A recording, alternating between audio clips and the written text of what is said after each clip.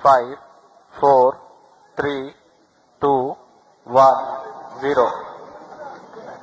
নমস্কার, আমি প্রবীর মণ্ডল আর আপনারা দেখছেন মানবাধিকার বার্তা।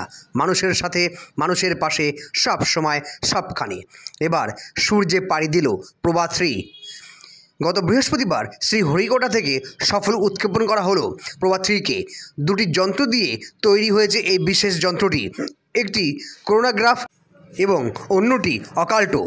অকাল্টোর কাজ হলো সূর্যকে ঢেকে দেওয়া, যাতে করোনাগ্রাফ সহজে সূর্যমণ্ডলের বিভিন্ন রকম ছবি তুলতে পারে এবং সেই ছবি বিশ্লেষণ করবে বিজ্ঞানীরা। এই যন্ত্রটির ওজন 545 কিলোগ্রাম।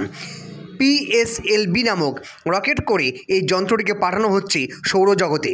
এই রকেটের ওজন 320 টন। নতুন কি তথ্য পাচ্ছে বিজ্ঞানী তথা ভারতবাসী, এখন সেটার দিকে তাকিয়ে রয়েছে সবাই।